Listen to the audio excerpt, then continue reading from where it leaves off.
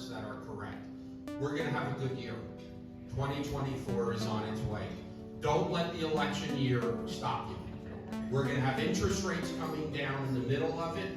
And I've said this, some of you may have heard it, but it's true. Election year markets typically tend to 3 or 4 months before November, they slow down, because if somebody or both are elected that have never been president, no one knows what's going to happen. This is an election year that's historic. Whoever wins was already president. There's nothing to fear. There's nothing to worry about. You know, like, we know what's going to happen. Push comes to shove. No matter if the market always gets busy the day after election day. Great market. So thank you all for doing what you do. I always say, and Rich I know says this, and Howard I think, brokers make the market.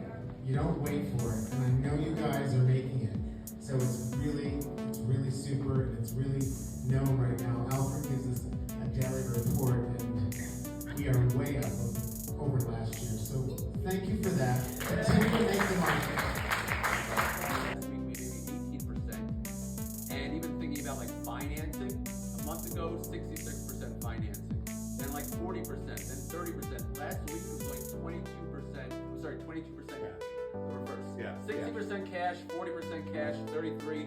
Last week was only 22% cash, which I think is going to come up a little bit. But that, to me, a healthy market in my experience is like a third cash, a third non-contingent, and a third contingent. You can't have all cash deals. You love cash deals, obviously, but it's not a normal healthy market. So what we're seeing, and we saw no deals from $3 to $7 million for like 3 to 6 months, right? Now we're seeing those deals. So I typically get to see the market ahead of you, right? Because we're doing more deals, and everything I'm seeing is positive. I don't want to, I'm an optimistic person. I don't want to get too excited, but it's all trending in the right direction.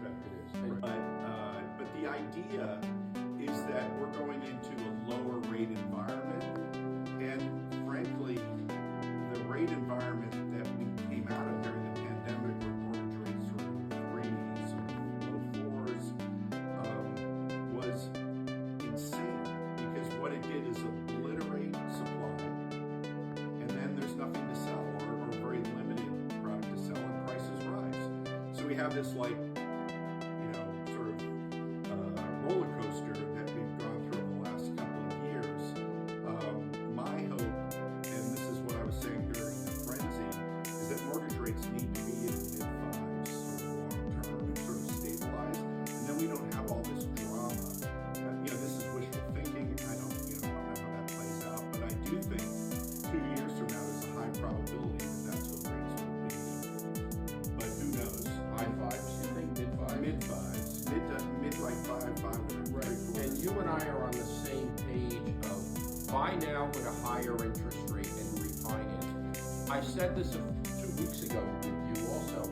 I didn't realize, but M&T Bank told me that their bank charges on refinancing on a new mortgage today is $250. Now, Everything that we're reading and following, that rates will be lower over the next 1 to 2 years than they are right now. But I wouldn't say it in the sense that it's a sure, guaranteed thing, because we didn't see COVID coming, right? You have like black swan events or whatever.